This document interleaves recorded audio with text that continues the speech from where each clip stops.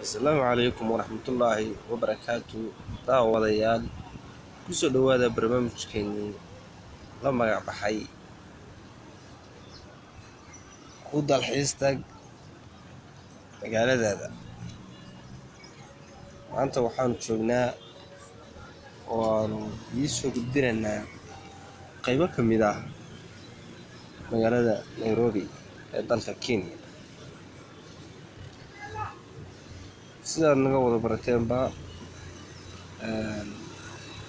aan iisoo gudbinay sida magaalooyinka Muqdisho, Addis Ababa, Uganda. maantana waxaan iisoo gudbinaynaa qaybo ka mid ah magaalada Nairobi. Kastoo magaalada Nairobi aad u weyn tahay laakiin aan ka wada gaadhin, waxaan iisoo gudbinaynaa karaankayaga ah wixii aan ka gaadhno qaybo ka mid ah. halkan aan maanta ka bilaabno socodkayaga waa xaafadda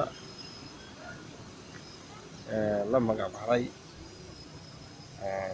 Hondaha. halka jidkan marka aragta waxaa weeye jidka ka yimaada Pumwani.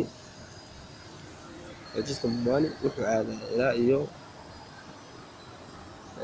xagga Tom ku galaa guryaha dhaadheer ee idin muuqda waa Tomka magaalada Nairobi. sida ujeedaan booka guriga uu degan yahay Uhuru Kenyatta madaxweynaha dalka Kenya.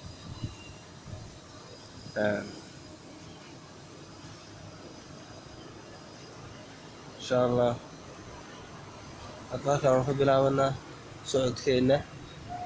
waxaan u sii dhaadhacanaa xaafadda Tomka annagoo isu gudbaynaa xaafadda Islii oo ay ku badan tahay Soomaalida Islii.